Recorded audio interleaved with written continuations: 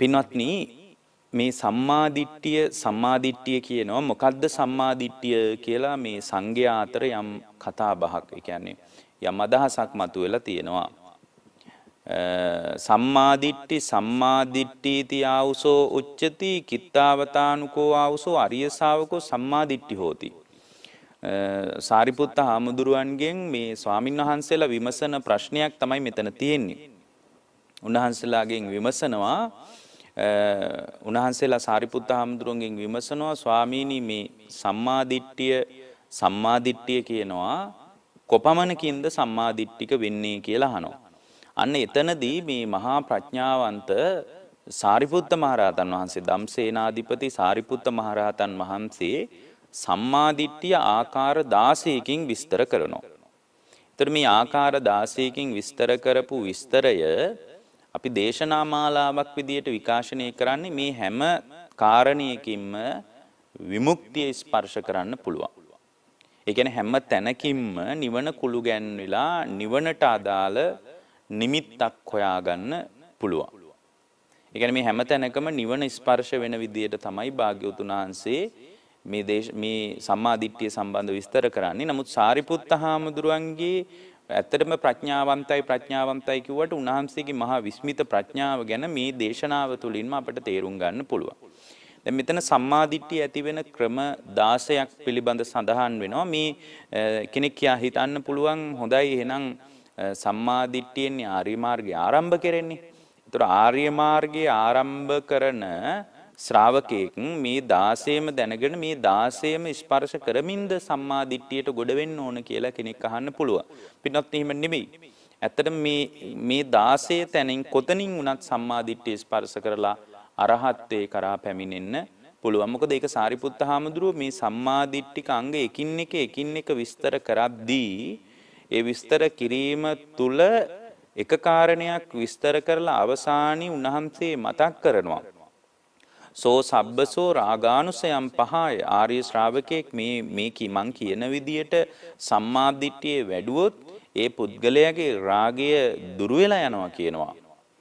පටිඝානුසයම් පහය පටි විනෝදෙත්වා ඒ කියන්නේ යාගේ ක්‍රෝධේ දුරු වෙලා යනවා කියනවා. අස්මීති දිට්ඨ මානානුසයම් මම වෙමි කියන දැක්ම එයාගේ අයින් වෙලා මානානුසය දුරු වෙලා යනවා කියනවා. මානානුසයන් සමුහහිත්වා අවිජ්ජං පහය විජ්ජං උපාදෙත්වා එතන අවිද්‍යාව ප්‍රහාණය වෙලා එයා තුළ විද්‍යාව උපදව ගන්න ඒක උදව් වෙනවා කියනවා. උන්වහන්සේ මතක් කරනවා දිත්තේව ධම්මේ දුක්ඛස්සන්තරෝ හෝති. අන්න ඒක හරිම වැදගත් කතාවක්. මේ දිට්ඨ ධම්ම වේදනීය වශයෙන් දුක හමාර කරගන්න දුක කෙලවර කරගන්න මේ අංගේ උදව් වෙනවා කියලා මේ හැම සම්මාදිට්ඨික අංගයක්ම අවසානයේ මතක් කරන එකෙන් පේරනවා. දැන් පොදුවේ සියලු කාරණා විස්තර කරලා අන්තිමටම මේ කතාව කිව්වා නම් අපිට හිතන්න පුළුවන් එහෙමනම් මේ ටික ඔක්කොම දැන ගැනීම තුළ තමයි දුක්ඛස්සන්තරෝ මේ සියලු දුක අතුරුදහන් වෙන්නේ කියලා. නමුත් එහෙම එකක් නෙමෙයි පින්වත්නි. මේ මෙතන මතක් කරන කාරණේ ඊටාම වැදගත්. ඒ වැදගත් වෙන්නේ මේ කොතනින් ස්පර්ශ කරත් එයාගේ දුක අන්තරස්ථාන වෙනවා.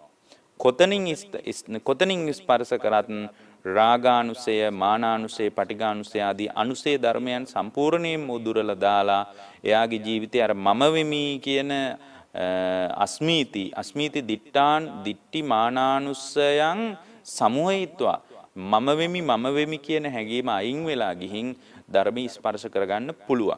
එහෙමනම් දැන් අපි මේ දේශනා මාලාවෙන් දේශනා කරන් මම මේ අද පළවෙනි දේශනාව නිසා ඔබට මේ ගැන යම් අදහසක් මතු කරන්නේ එක එක්කනාගේ ප්‍රඥාවේ ආකාර විවිධත්වයක් තියෙනවා. සෝතාපන්න වෙන හැම ශ්‍රාවකයෙකුම එකම තැනින් ස්පර්ශ කරලා සෝතාපන්න වෙලා නැහැ පින්වත්නි. බොහොම ඥානවන්ත කෙනෙක්, ප්‍රඥාවන්ත කෙනෙක් මේ නාම රූප ධර්මයන්ගේ හට ගැනීම නිරුද්ධ වීම පිළිබඳ ගැඹුරු අවබෝධයක් හදාගෙන එක හෙලාම ධර්ම මාර්ගයට එන්න පුළුවන්.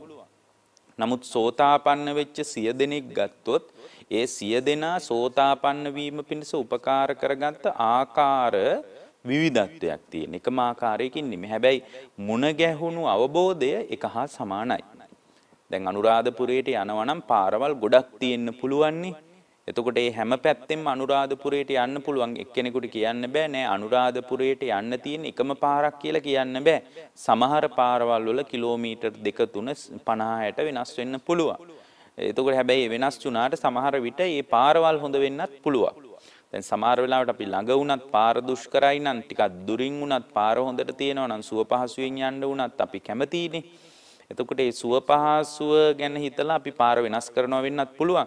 අන්න ඒ වගේ එක එකනාට වඩා සංවේදී වෙන විවිධත්වයක් තියෙන්නේ. සෝතාපන්න වෙච්ච 100 දෙනෙක් ගත්තොත් ඒ 100 දෙනාගේම දැක්ම එකම ආකාරයෙන් පිරිසුදු වෙලා සෝතාපන්න වුණා කියලා අපිට කියන්න බෑ. ඒ නිසා මේ එක කාරණයක් ඔස්සේ අරහත්ත්වේ කරාම යන්න පුළුවන්. දැන් අපි මේ දේශනාවෙන් අද දේශනා කරන්නේ පළවෙනි දේශනාව විදියට මේ දේශනාව මුල් කරගෙන බුදුරජාණන් වහන්සේ පෙන්වා දුන්න මේ සම්මාදිට්ඨික අංග මුල් කරගෙන කොහොමද අරහත්ත්වේ කරාම Tamange හිත පත් කරගන්නේ කියන කාරණේ. හැබැයි මේ මුල් දේශනා දෙකක් තුනක් ඊටාම සරලයි. හැබැයි ගැඹුරට යනකොට අපිට ඒ ගැඹුරු කාරණාත් ඊටාම සරලව අපිට කතා කරගන්න අපි උත්සාහ කරමු. දැන් සම්මාදිට්ඨිය ඇති වෙන පළවෙනි කාරණේ විදිහට සාරිපුත්ත හාමුදුරුවෝ මතක් කරන්නේ යතෝකෝ ආවුසෝ අරිය ශාවකෝ පින්වත් මේ ආයුෂ්මතුනි මේ ආර්ය ශ්‍රාවකයා අකුසලංච පජානාති. ආයුෂ්මතුනි යා අකුසලය දැනගන්නවා කියනවා. පජානාති. ඒ වගේම අකුසල මූලංච පජානාති. අකුසල් මූලයක් දැනගන්නවා කියනවා. ඊට පස්සේ කුසලංච පජානාති. කුසලයක් දැනගන්නවා කියනවා. කුසල මූලංච පජානාති. කුසල් මූලයක් දැනගන්නවා කියනවා. එත්තාවතාපිකෝ ආවුසෝ අරිය ශාවකෝ සම්මාදිට්ඨිය ආයුෂ්මතුනි පමණකින් මෙයා සම්මාදිට්ඨිකයි කියනවා. දැන් එපමණකින්ම සම්මාදිට්ඨිකයි කියලා උන්වහන්සේ නවතින්නේ නැහැ. මේ කාරණේ දැනගත්තොත් ඒ දැන ගැනීම තුල එයා සම්පූර්ණයෙන්ම දුක හමාර කරනවා කියලයි මේ අකුසලයක් කුසලයක් පිළිබඳ භාග්‍යවතුන් වහන්සේගේ විවරණය භාග්‍යවතුන් වහන්සේගේ විස්තරය හමාර වෙන්නේ. දැන් පින්වත්නි මෙතන හරි වැදගත් දෙයක්. අපි මෙතන වැදගත්ම කාරණයක් තමයි මතක තියාගන්න ඕන මේ කුසල් අකුසල් දැන ගැනීමත් කුසල් මුල් අකුසල් මුල් දැන ගැනීමත් නිවන කරාම පුද්ගලයා හසුරුවන්නේ කොහොමද කියලා දැනගන්න ඕන.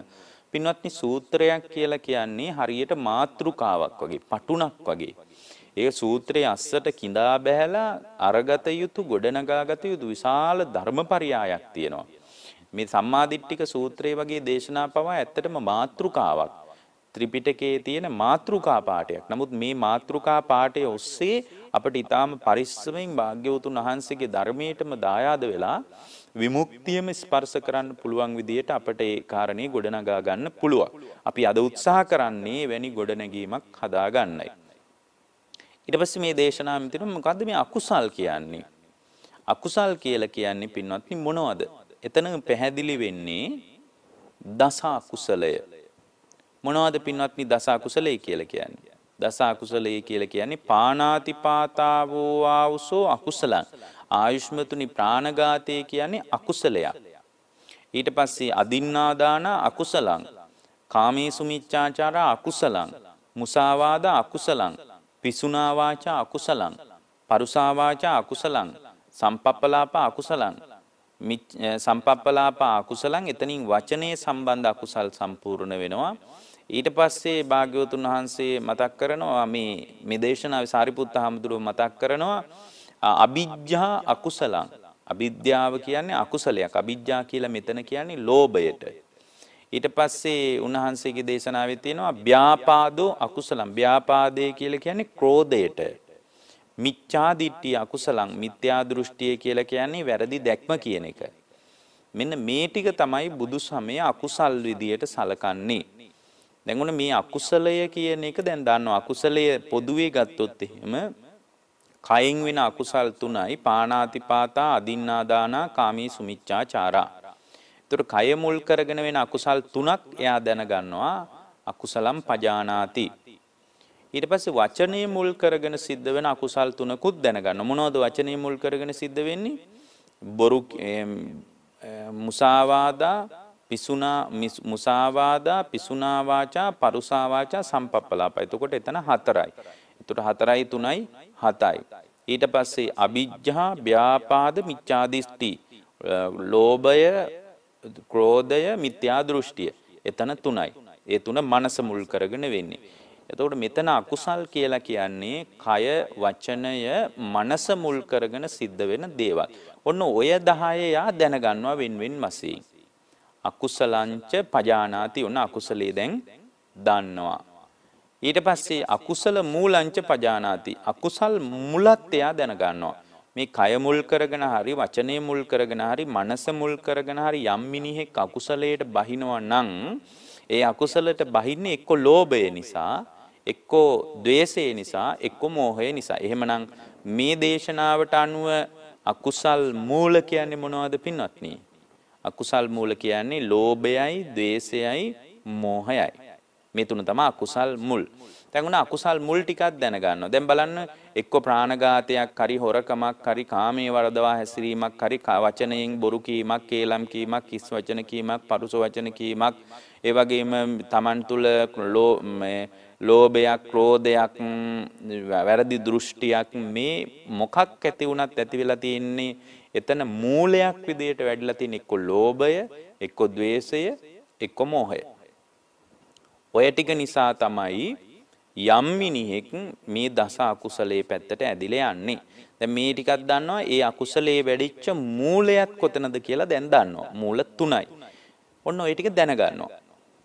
ඒකට කියනවා අකුසලං පජානාති, අකුසල මූලං පජානාති කියලා. දැන් අපි ඉස්සරහට කතා කරගමු මේක කොහොමද මේ නිවන පැත්තට බර වෙන්නේ, විමුක්තිය පැත්තට කිට්ටු වෙන්නේ කොහොමද කියන කාරණය අපි ඉදිරියේ කතා කරගන්න බලාපොරොත්තු වෙනවා. දැන් උන අකුසලයයි අකුසල් මූලයයි දෙකම ගැන මේ පුද්ගලයාට හොඳ අවබෝධයක් තියෙනවා. ඊට පස්සේ භාග්‍යවතුන් වහන්සේගේ බුද්ධ ශාසනයේ දායාද වෙච්ච මේ සාරිපුත්ත මහරහතන් වහන්සේ මතක් කරනවා කුසලං පජානාති, කුසල මූලං පජානාති. කුසලයක් දැනගන්නවා, කුසල මූලයක් දැනගන්නවා. ඒ දෙකත් දැනගන්නවා. මොනවද කුසල කියන්නේ? කුසල කියලා මෙතන අවධාරණය කරන්නේ මේ අකුසල් පක්ෂයේ ප්‍රතිවිරුද්ධ දිශාව. ඒකට කියනවා දස කුසල් කියලා. මොනවද දස කුසල්? දැන් මේ දේශනාවෙම තියෙනවා දස කුසල් පිළිබඳ විග්‍රහය. පාණාතිපාතා වේරමණී කුසලං. ඉස්සල්ල කිව්වේ පාණාතිපාතා අකුසලං. මෙතන කියන්නේ පාණාතිපාතා වේරම, ප්‍රාණඝාතයේ විරමණයයි කුසලය. ප්‍රාණඝාතයේ විරමණය තමයි කුසලය. අදින්නාදාන වේරමණියා කුසලං. අදින්නාදානේ අන්සතු දේ ගැනීමේ විරමණයයි කුසලය. දැන් මුලින් කිව්වේ පාණාතිපාතා අකුසලං, අදින්නාදාන අකුසලං, කාමීසු මිච්ඡාචාර අකුසලං. ඒ විදිහට මෙතන විරමණයක් ගැන කතා කරනවා. ප්‍රාණාතිපාතා වේරමණියා අකුසලං, අදින්නාදාන වේරමණියා කුසලං, කාමීසු මිච්ඡාචාරා වේරමණියා කුසලං, මුසාවාදා වේරමණියා කුසලං, පිසුනා වාචා වේරමණියා කුසලං, සම්පප්පලාපා වේරමණියා කුසලං. මේ විදිහට වචනේ මුල් කරගෙන කුසල් හතරකුත් පෙන්නනවා. ඊට පස්සේ මෙතන මතක් කරනවා අනබිජ්ජා. අනබිජ්ජා කුසලං. අභ්‍යාපාද. අතන ව්‍යාපාදේනි කිව්වේ. මෙතන අභ්‍යාපාදා කුසලං. අතන මිත්‍යා දිට්ඨි අකුසලං කිව්වා. මෙතන කියනවා සම්මා දිට්ඨි කුසලං. ඒතර දස කුසලය කියන්නේ මෙන්න මේ ටිකට. ඇත්තටම බුදු කෙනෙක්ගේ ශික්ෂා ප්‍රතිපදාවත් මේ දස කුසලයේම තමයි. පංචශීලෙ නෙමෙයි. පංචශීල් බුදු කෙනෙක් අනුදැන වදාලා ඒක භාග්‍යවතුන් වහන්සේ අනුමත කරපු කාරණයක් පංචශීලය කියන්නේ. ඒක කිසිම වරදක් නැහැ. නමුත් පින්වත්නි මෙතන කතා කරන මේ දස කුසලය තමයි බුදු කෙනෙකුට ආවේනික ශික්ෂා ප්‍රතිපදාව. දස කුසල් සම්පාදනයේට තමයි බුදුරජාණන් වහන්සේ බුද්ධ ශ්‍රාවකයෙක් යොමු කරන්නේ. ඒ කියන්නේ බුද්ධ ශ්‍රාවකයෙක්ගේ වැඩපිළිවෙල කියලා කියන්නේ මෙන්න මේ දස කුසල් ප්‍රතිපදාව තුල. එතකොට කෙනෙක් කියන්න පුළුවන් නෑ පංචශීලුත් බුදු කෙනෙක් අනුමත කළානි කියලා. පංචශීල අනුමත කරපු බව හැබැයි පංචශීලයේ සමකාලීන ಭಾರತೀಯ ඉගැන්වීම් වල තිබුණු දෙයක් පින්වත්නි. ඒ කියන්නේ සමකාලීන ಭಾರತයේ තිබුණු දේවල් නිගණ්ඨනාද පුත්තගේ ශාස්ත්‍රාවකයන් අතරත් මේ පන්සිල් ගැන හිම යම් කතාබහක් තිබිලා තියෙනවා. ආදි බුදු සමය කියන්නේ භාග්‍යවතුන් වහන්සේ පහළ වෙන්න කලිනුත් පන්සිල් තිබිලා තියෙනවා. හැබැයි මේ පංචශීලයේ ප්‍රතිපදාවක් විදියට ඉතා පිළිවෙලට පෙළ ගැස්ුවේ බුදුරජාණන් වහන්සේ. මොකද සමහර ගුරුකුලවල ඔය මත්ද්‍රව්‍ය පානය කියන එක දුම්මැටි මත්ද්‍රව්‍ය මත් වතුර පානය කරනවා කියන එක තුන්වෙනියට තිබිලා තියෙනවා. සමහර අයගේ ප්‍රතිපදාවල ඒක පළවෙනියට තිබිලා තියෙනවා. නමුත් බුදුරජාණන් වහන්සේ තමයි මේක ಭಾರತයේ තිබුණු යම්කිසි ආචාර ධර්ම පද්ධතියක් ඒක අපිට හරියන විදියට උන්වහන්සේ දේශනා කළා. හැබැයි ඒක බුදුන් වහන්සේගේ හිතේ උපන්ම මූලික කාරණා ටිකක්ද? බුදුරජාණන් වහන්සේගේ හිතේම උපන් මූලික කාරණා ටිකක් නෙමෙයි. හැබැයි මෙන්න මේ කරුණු 10 නම් බුදු කෙනෙක්ගේ හිතේ විතරමයි. ඒ කියන්නේ දස කුසලය වෙනත් කිසිම ශාසනයක දකින්න හම්බ වෙන්නේ නැහැ. මෙතන ශාසනය කියලා කියන්නේ රාජ්‍ය කියන එක. ඉතින් හින්දි භාෂාවෙන් රාජ්‍ය කියන අදහස තමයි ශාසනය කියලා ඇවිල්ලා තියෙන්නේ. දැන් මෙතනත් ශාසනය කියලා කියන්නේ බුද්ධ රාජ්‍ය. ඒතර බුද්ධ ශාසනය කියන්නේ බුද්ධ රාජ්‍ය කියන එක. ඒතර සංඝ ශාසනය කියලා එකක් නැහැ. සංඝ ශාසනය කියන එක වැරදි. මොකද සංඝ රාජ්‍යයක් කොහෙවත් නැහැ.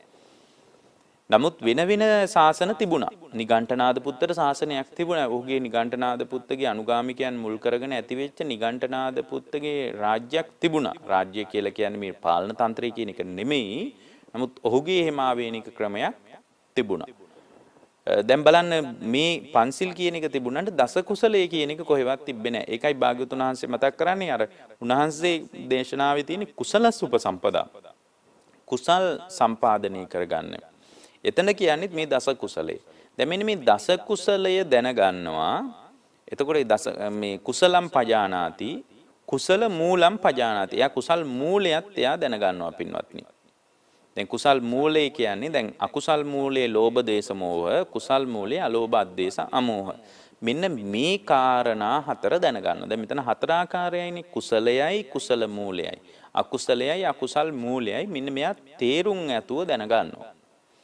එතකොට එහෙම තේරුම් ඇතුව දැනගන්නවා කියලා කියන්නේ එයා ඒ කාරණාවල යථාර්ථවාදී ස්වභාවය දැනගන්නවා. ඒ දැනගත්තට පස්සේ යා තුල අකුසලයෙන් වෙන් වෙලා කුසලයේ තුල ශක්තිමත් වෙන ස්වභාවයක් එයා තුල දකින්න හම්බ වෙනවා.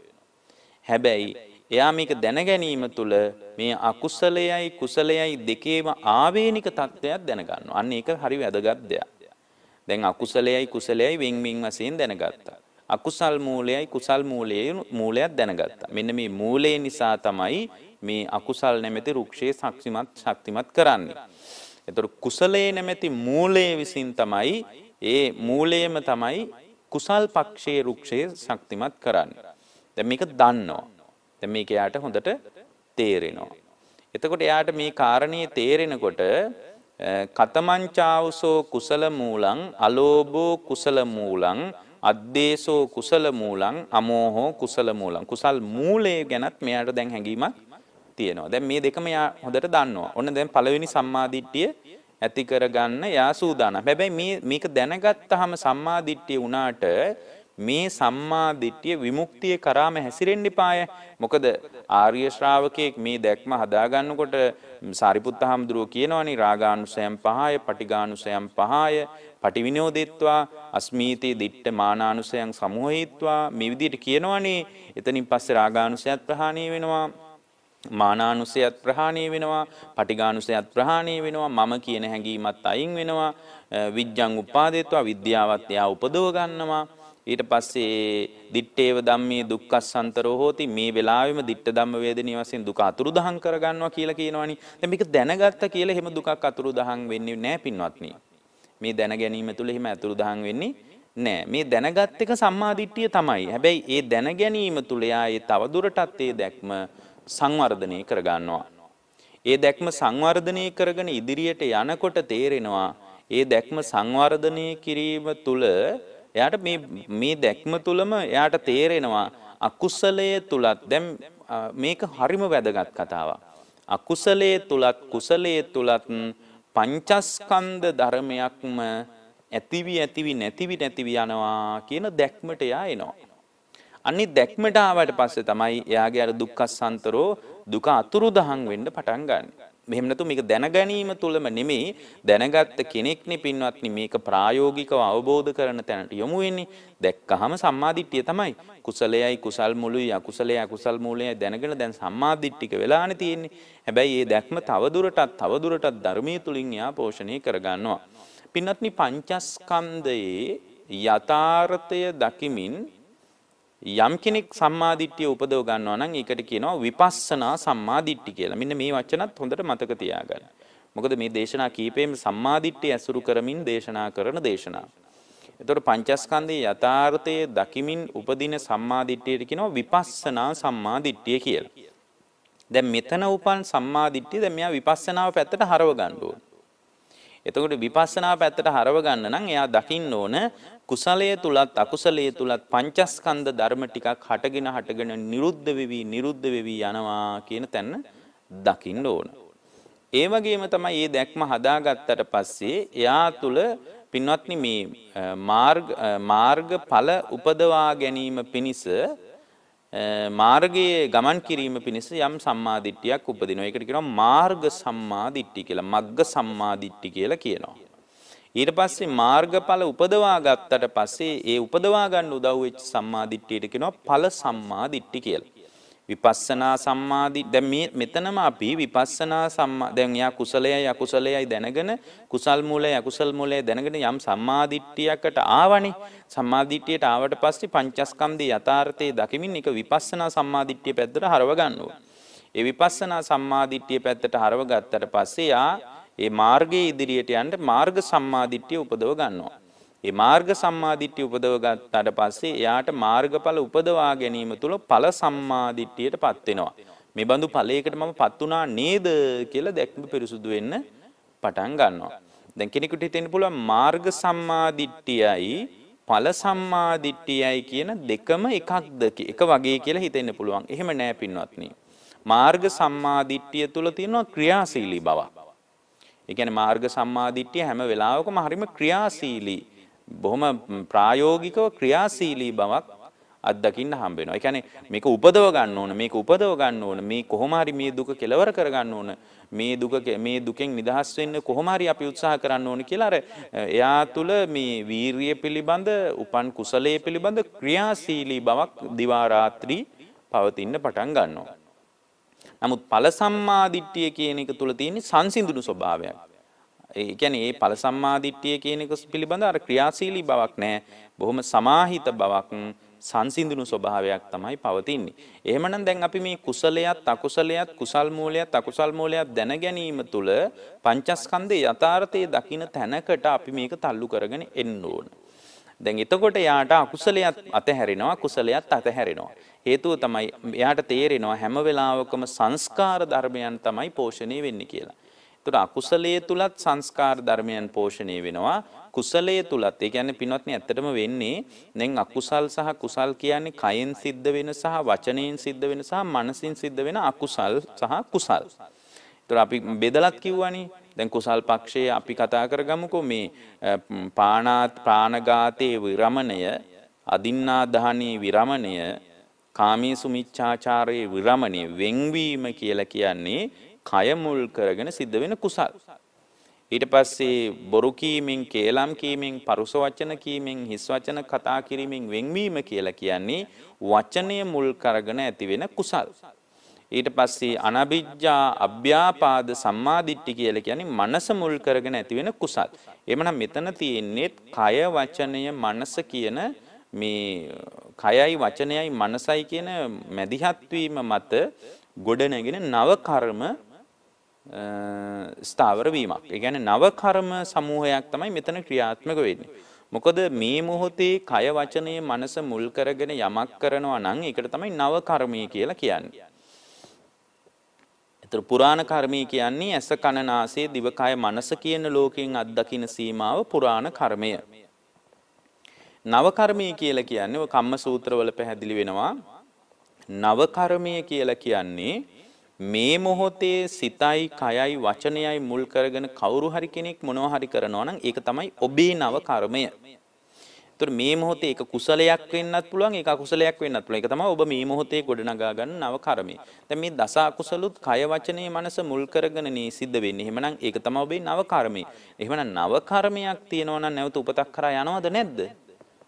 කර්මයක් තියෙනවා නම් ඒ කර්මයේ සකස් වෙනවා නම් ඒ සකස් වෙච්ච කර්මයට අනුව නැවත භවයක් කරා උපතක් කරා ඇදිලා යනවා.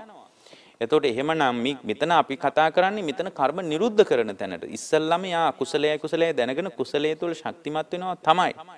හැබැයි ඒ කුසලයේ තුල ශක්තිමත් වෙලා එයා මේ විදියට පංචස්කන්ධයේ යථාර්ථයේ දකිනකොට එයාට අකුසලයක් අතහැරෙනවා, කුසලයක් අතහැරිලා යනවා. ඒක තමයි යාට වෙන්නේ පින්වත්නි. දැන් කුසලයයි අකුසලයයි දෙකම අතහැරින්නේ එයා දකිනවා කුසලයේ තුලත් පංචස්කන්ධ ධර්මයක් ඇති වෙනවා, අකුසලයේ තුලත් පංචස්කන්ධ ධර්මයක් ඇති වෙනවා කියලා එයා දකිනවා. ඒක මේ වගේ දැන් අපි හිතමුකෝ කෙනෙක් හොරකම් කරනවා කියලා. දැන් හොරකම් කිරීම තුල දැන් අපි කාමයේ වරදවා හැසිරෙනවා, ඒක අකුසල් සිතක්. එතකොට කාමයේ වරදවා හැසිරෙනකොට ඒ හැසිරීම තුල අන් කිසිවක් නෙමෙයි වෙන්නේ පින්වත්නි, පංචස්කන්ධ ධර්මයක් හටගෙන නිරුද්ධ වෙවි යාමක් තමයි තියෙන්නේ. එතකොට කාමයේ වරදවා හැසිරෙන්න හිතෙනකොටම යා තුල මේ යම්කිසි රාගයක් උපදින්න පුළුවන්. ඒක සම්පූර්ණයෙන්ම හැඟීමක්. දැන් මේ හැඟීම මුල් කරගෙන නාම රූප ධර්ම ටිකක්මයි ක්‍රියාත්මක වෙන්නේ.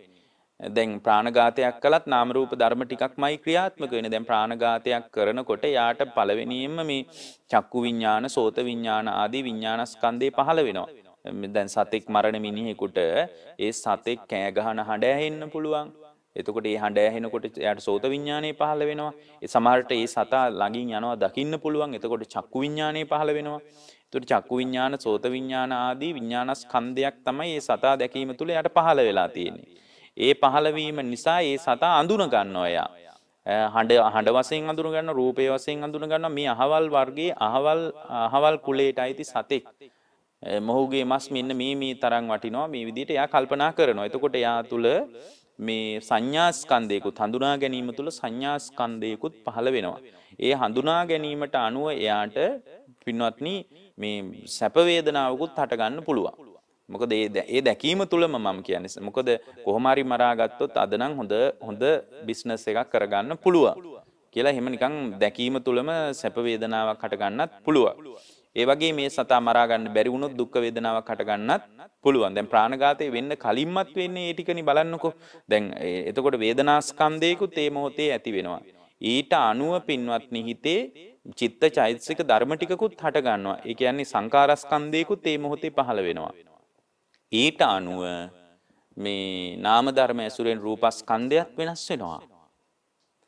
එයා තුල ජවන වේගයක් ඇති වෙනවා, රුධිර සංසරණ වේගයක් ඇති වෙනවා. ඉතින් මොකද මික්මනින් දුවගෙන ගියොත් මේ සතාව මරා ගන්න පුළුවන් කියලා හිතනවා. මේ විදියට මරන්න චේතනාවක් පහළ වෙනකොට පවා වෙලා තියෙන්නේ විඥානස්කන්ධයක්, සංඥාස්කන්ධයක්, වේදනාස්කන්ධයක්, සංකාරස්කන්ධයක්, රූපස්කන්ධයක් කියන පංචස්කන්ධ ධර්මයක් තමයි හටගෙන නිරුද්ධ වෙවි ගිහින් තියෙන්නේ. ඒතකොට කුසලය තුලත් පංචස්කන්ධ ධර්මයක් ක්‍රියාත්මක වෙනවා කියලා දකිනවා. ඒ අකුසලයේ තුලත් ක්‍රියාත්මක වෙනවද කියලා දකිනවා. කුසලයේ තුලත් මේ ටික තමයි වෙන්නේ කියලා දකිනවා. දැන් උදාහරණයක් විදිහට අපි හිතමුකෝ මොකක් හරි අකුසල් පක්ෂයේ දෙයක් කරනවා කියලා. දැන් සත්‍යයම කතා කරනවා. දැන් බොරුව නෑ යාගේ ජීවිතේ. කේලම නෑ. හිස් වචන නෑ.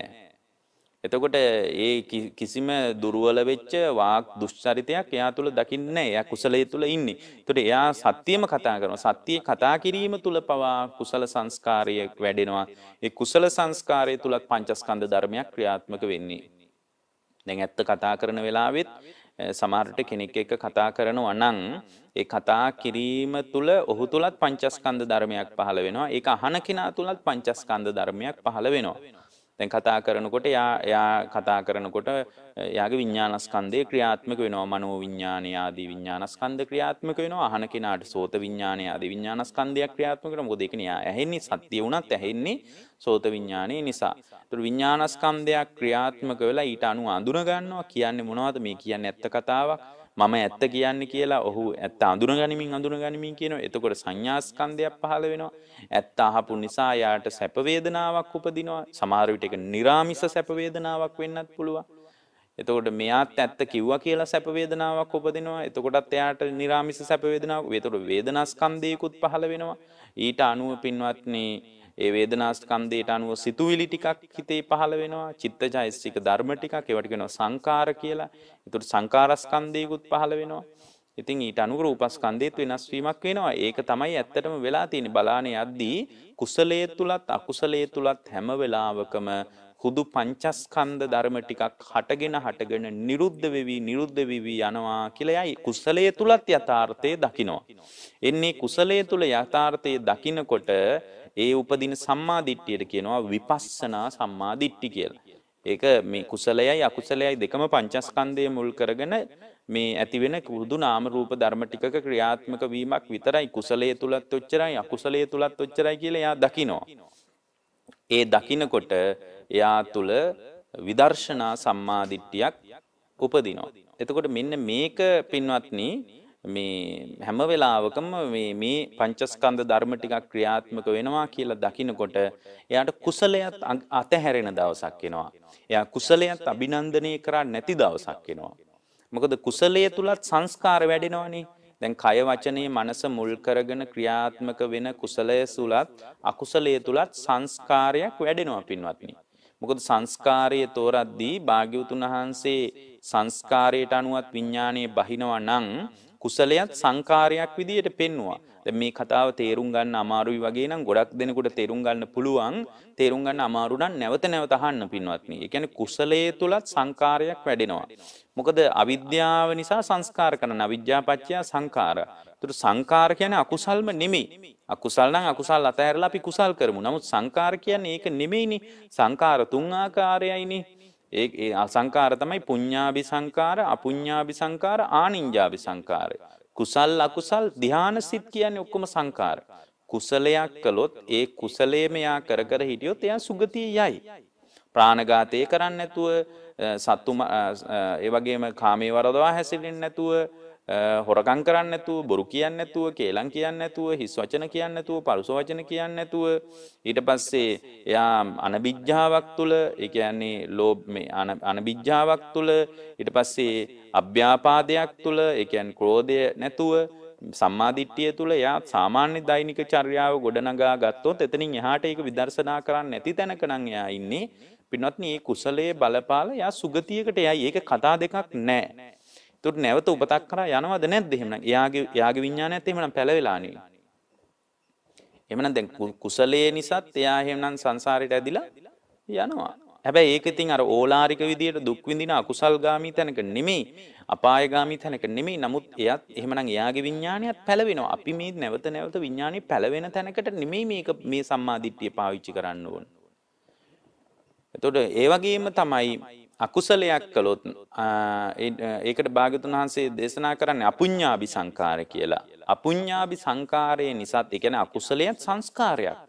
අකුසල් සංස්කාරයට අනුව එක්කෝ හොරකම් කරනවා නම් මේ කාමයේ වරදවා හැසිරෙනවා නම් සත්ව ඝාතනය කරනවා නම් බොරු කීම කේලම් කීම හිස් වචන පරුස වචන නම් එයාගේ වචන මාලාව තුල තියෙන්නේ. ලෝභය ක්‍රෝධය මිත්‍යා දෘෂ්ටිය නම් Tamanගේ ජීවිතයේ තියෙන්නේ. එයාට ඒකට අනුව ඒක සංස්කාරයක් වෙලා සංකාරපච්චය විඥාන. ඊට අනුව විඥානේ බැහැ ගන්නවා. සමහර එක නිරේ වෙන්න පුළුවන්. සමහර විට ඒක പ്രേත ලෝකේ වෙන්න පුළුවන්. සමහර විට ඒක සතර අපාය වෙන්න පුළුවන්. එහෙමනම් ඊට අනුවත් විඥානේ බැහැ ගන්නවා. හැබැයි අකුසලයට නෙමෙයි අපි මේ කතා කරන දස කුසලයට අනුවත් විඥානයක් බහිනවද නැද්ද? බහිනවා. ධානසිතට අනුවත් බහිනවා. ඒකයි අවුරුදු 6ක් දුෂ්කර ක්‍රියා කරලා භාග්‍යවතුන් වහන්සේ දුෂ්කර ක්‍රියාව අතහැරලා දාලා කුසලය මේ භාග්‍යවතුන් වහන්සේ පෙන්වා දෙන මේ කුසල් පක්ෂයත් විදර්ශනා කරන තැනකින්ම සම්පූර්ණයෙන් දුක හමාර වෙනවා කියන තැනට ආවේ. මොකද උන්වහන්සේ ධානසිත හොඳට පුහුණු කරපු කෙනෙක් අවුරුදු 6ක් පුරාවට. දැන් ආලාරක ආලාම උද්දකරාම පුත්ත වගේ අය ධාන හුරු කළා. අෂ්ට සමාපත්තිම තිබුණා. ඒ අය බඹලෝ ගියා. එහෙමනම් ඒ විඥානයත් පැලවෙනවා. ධාන සිතක් උපදවාගත්ත විඥානයත් පැලවෙනවා.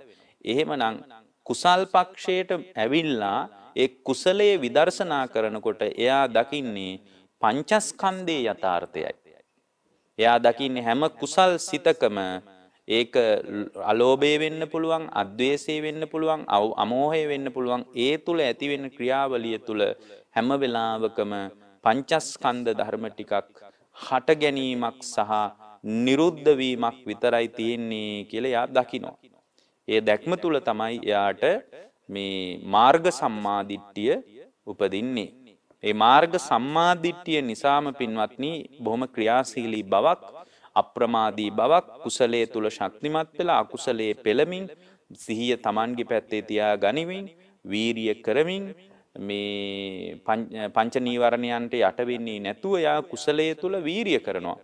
විදර්ශනා කරමින් වීරිය කරනකොට එයාට මාර්ග සම්මාදිට්ඨිය උපදින එක හරිම ක්‍රියාශීලී ස්වභාවයකින් යුතුයි.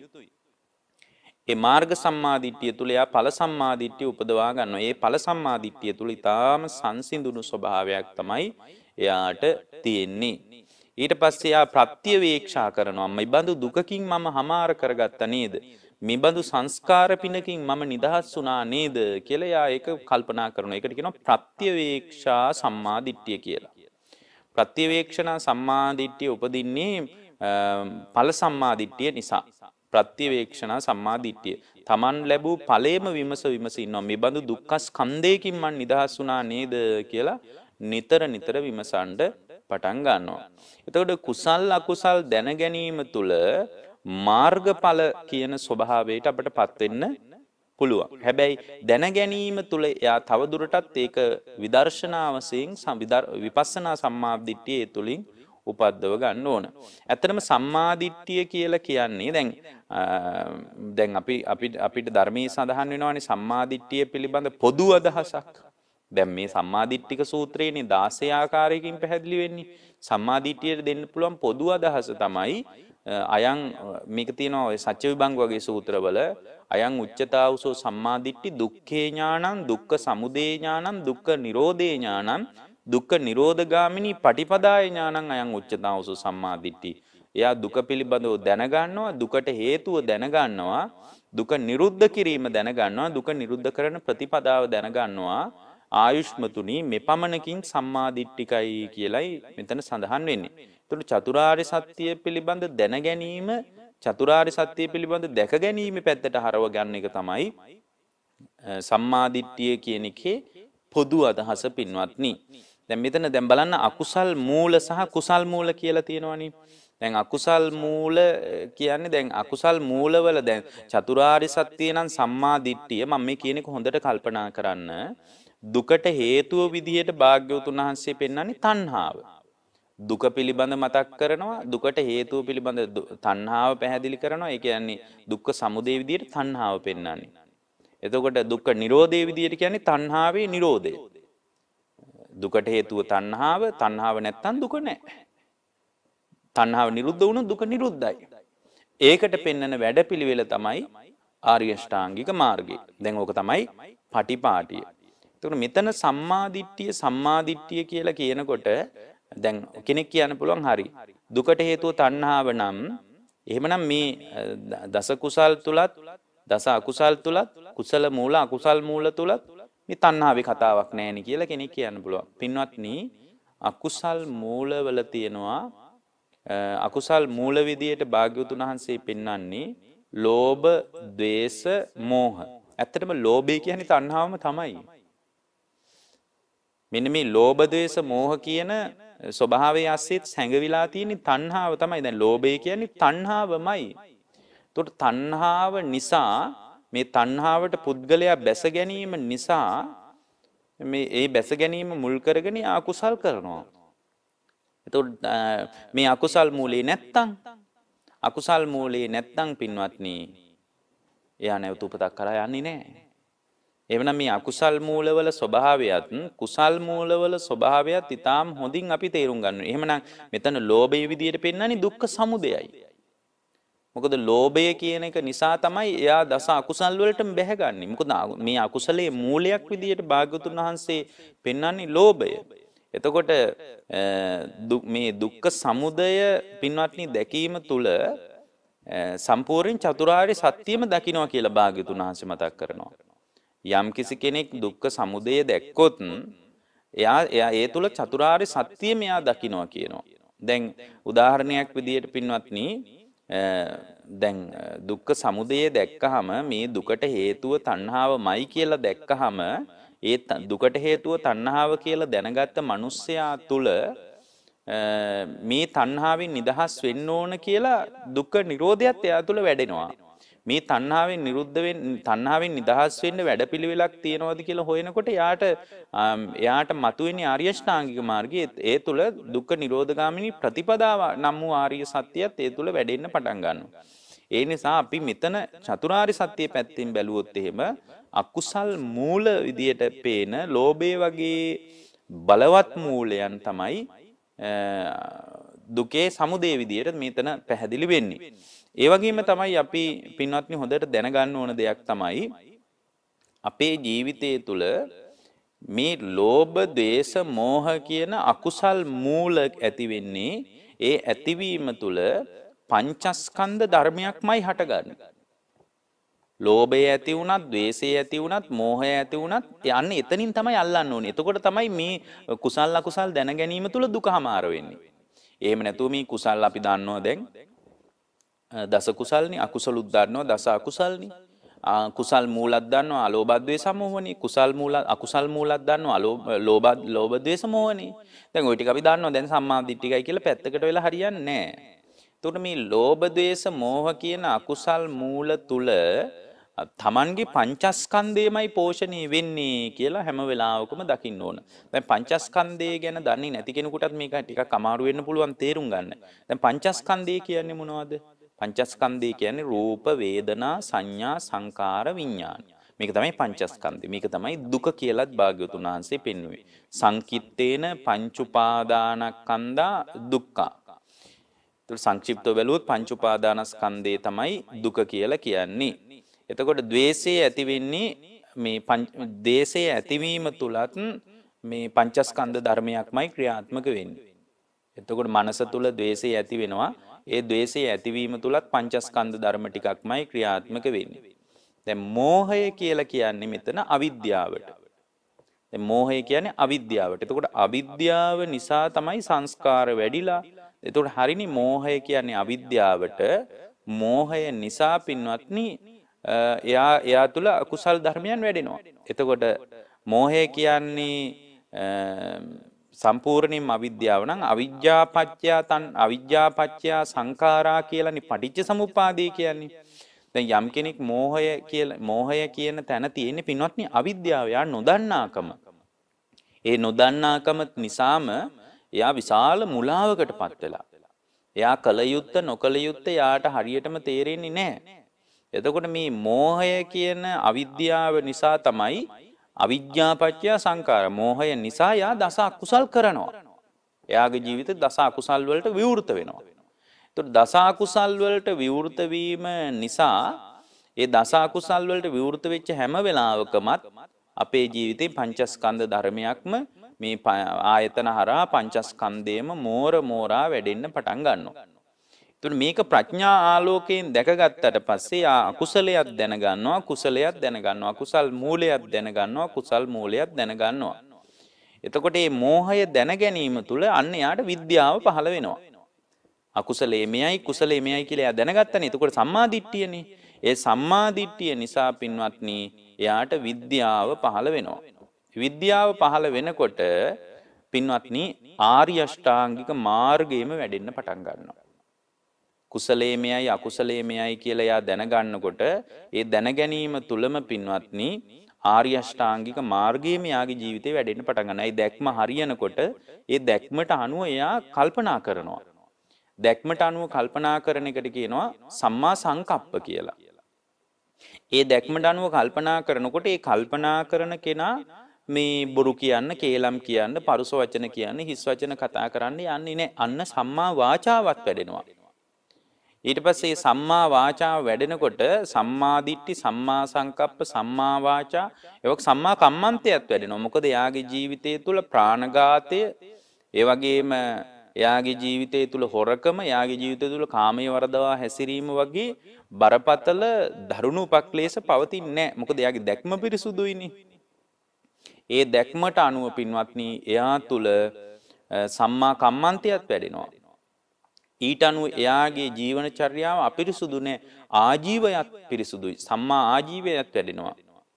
ඊට පස්සේ පින්වත්නි සම්මා ආජීවයට අනුව සම්මා වායාමයත් වැඩෙනවා.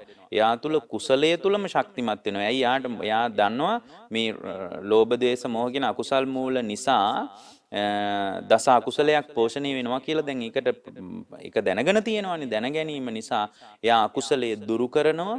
කුසලයේ තුල ශක්තිමත් වෙනවා. කුසලයේ තුලින් නැගී ඉන්න උපන් කුසලයේ තුල දැන් සතර සම්‍යක් ප්‍රදාන වීර්ය කියන්නේ ඕකනේ. උපන් කුසලයේ තුල ශක්තිමත් උපන් අකුසලයක් තියෙනවා නම් ඒක දුරින්ම දුරු කරලා දානවා. නූපන් අකුසලයක් තියෙනවා නම් ඒක උපද්දවන්නෙම නැහැ. ඒ වගේම නූපන් කුසලයක් තියෙනවා නම් ඒක උපද්දවනවා. දැන් අකුසලයේ ප්‍රතික්ෂේප කරමින් කුසල් පක්ෂයට එයා බැහැ ගන්නවා. ඒකට තමයි සම්මා වායාම කියන්නේ. සතර සම්‍යක් ප්‍රදාන වීරියේ කුසල්යි. කුසල් තුළ ශක්තිමත් වෙලා අකුසලයේ ප්‍රහාණය කරන එක තමයි සම්මා වායාම කියලා කිව්වේ. ඒකට එයාට ඒ අකුසලයයි කුසලයයි දැන ගැනීම තුළම යා තුළ සම්මා වායාමයක් වැඩෙනවා. සම්මා වායාමයේ වැඩෙනකොට හැම වෙලාවකම සිහිය Tamanගේ පැත්තේ තියාගන්නවා. සිහියට පිරිහෙන්න දෙන්නේ නැහැ. මොකද සිහිය පිරිහුණොත් එහෙම Taman දන්නවා මේ පියවුරු මේ භූමියේ රැකවරණේ නැති වෙනවා. භාග්‍යවතුන් වහන්සේගේ රැකවරණේ බැහැර වෙලා යනවා කියලා එයා දැනගන්නවා. එතකොට සම්මා සතියක් වැඩෙනවා. ඊට අනුව හැම කුසල් සිතකම එකඟතාවයක් පවතිනවා. එහෙමනම් සම්මා සමාධියක් වැඩෙනවා. සම්මා සමාධිය කියන්නේ කුසල් සිතේ පවතින එකඟතාවය. කුසල් සිතේ එකඟතාවයත් පවතින. දැන් බලන්න කුසලයයි අකුසලයයි දැනගැනීම තුලම දැන් අපි කියනවනේ මේකට තියෙන එකම ප්‍රතිපදාව ආර්ය අෂ්ටාංගික මාර්ගය කියලා. දැන් කෙනෙක් හිතන්න පුළුවන් නේ අකුසලයයි කුසලයයි දැනගන්න වැඩක් නැහැනේ දැන් ආර්ය අෂ්ටාංගික මාර්ගය වැඩෙන්නේ නැත්තම් කියලා. දැන් අපි කියන්නේ ඒ කායන මාර්ගයේ අරියෝ අට්ටාංගිකෝ මග්ගෝ දුක්ඛ නිරෝධ කරන ප්‍රතිපදාව ආර්ය අෂ්ටාංගික මාර්ගය. දැන් මේ කුසලයේ අකුසලයයි දැනගත්තට මදිනි හාමුදුරුවනේ ආර්ය අෂ්ටාංගික මාර්ගය වැඩෙන්න එපයි කියලා කෙනෙක් හිතන්න පුළුවන්. පින්වත්නි මේ දැන ගැනීම තුළම ආර්ය අෂ්ටාංගික මාර්ගයේ මම මේයි වඩන්නේ කියලා වෙන් වශයෙන් වැඩි යුතු හඳුනාගත යුතු දෙයක් නැහැ. හැම ඒ දැක්ම පිරිසුදු වෙනකොට සම්පූර්ණයෙන්ම කුසලයේ තුල ශක්තිමත් වෙලා අකුසලයේ දුරු වෙනකොට ආර්ය අෂ්ටාංගික මාර්ගයේ වැඩෙනවා. අනේ ආර්ය අෂ්ටාංගික මාර්ගයේ වැඩෙන ගමන් එයා මේ හැම සිතුවිල්ලක් තුළම හැම ක්‍රියාකාරකමක් තුළම කෙටියෙන් කිව්වොත් මේ බණ ටික අහගෙන ඉන්න වෙලාවෙත් එයා දැනගන්නවා දැන් මේ බණ අහන එක කුසල් සිතක්. ඒක ඊටාම කුසල අදහසක්. නමුත් මේ වෙලාවෙත් ඔබ තුල ඇති වෙන්නේ පංචස්කන්ධ ධර්මයක් කියලා දැනගන්නවා. මම මේ බණ කියනකොට ඔබට සෝත විඥානය පහළ වෙනවා. ඔන්න විඥානස්කන්ධයක් පහළ වෙනවා. මේ බණ අඳුන ගන්නවා. අද මේ කුසල අකුසල් ගැන මේ සානස බණ කියන්නේ කියලා අඳුන ගන්නවා. අඳුන ගන්නකොට සංඥාස්කන්ධයක් පහළ වෙනවා. ඊට අනුව පින්වත්නි ඔබට මේක තේරෙනවා නම් සැප වේදනාවක් නොතේරෙනවා නම් දුක් වේදනාවක් පොඩි යමනාප ගතියක් මේ දේශනාවත් එක්ක එහෙමනම් මේ සැප වේදනාව හෝ දුක් වේදනාව ඇති වෙනවා නම් වේදනාස්කන්ධයකුත් පහළ වෙනවා ඊට අනුව පින්වත්නි සිතුවිලි ටිකක් මේ දේශනාව ගැන ශ්‍රද්ධාවක් මේ බණ ගැන පැහැදීමක් මෙන්න මේ විදිහට සිතුවිලි ටිකුත් හිතේ ඇති වෙනවා ඒ කියන්නේ සංකාරස්කන්ධයකුත් ඇති වෙනවා ඊට අනුරූපස්කන්ධයත් වෙනස් වෙනවා හොඳ බණක් අහගත්තාම නිකම් තේ එකක් බිව්වා වගේ 아무තු උත්තේජනයක් ඇඟ පුරාම පවතිනවා. එහෙමනම් නාම ධර්ම ඇසුරින් රූපස්කන්ධයත් වෙනස් වීමක් වෙනවා. ඇත්තටම බණ ටික අහගෙන ඉන්නකොට පංචස්කන්ධ ධර්ම ටිකක්මයි හටගන්නේ නිරුද්ධ වෙන්නේ කියලා ඒක දැනගන්නවා. එතකොට මේ හට ගැනීම එක දිගට පවතින්නේ නැහැ කියලාත් දැනගන්නවා. අනේ දැක්ම තුල කුසලයේ තුලත් ඔය ටික තමයි වෙන්නේ කියලා දකිනකොට එයාට පංචස්කන්ධ ධර්මයක් හට ගැනීම නිරුද්ධ වීම දකිනකොට එයාට මේ විපස්සනා සම්මාදිට්ඨිය කියන ස්වභාවය ඇති වෙනවා පින්වත්නි. එතකොට මේ දැක්ම තුලම පින්වත්නි එයාට තමන්ගේ සම්පූර්ණ දැක්ම පිරිසුදු වෙලා මොකද පංචස්කන්ධයේ දකින්න නැතුව කවදාවත් අරහත්ත්වයක් නැහැ. ඒ පංචස්කන්ධයේ දකින්නකොට එයාට නිරන්තරයෙන්ම ඇතිවි නැතිවි යන පංචස්කන්ධ ධර්මයේ දකින්නකොට හැම වෙලාවකම ඔබේ අභ්‍යන්තරය තුල කුසලයටත් නොබැඳෙන අකුසලයටත් නොබැඳෙන අවස්ථාවක් එනවා.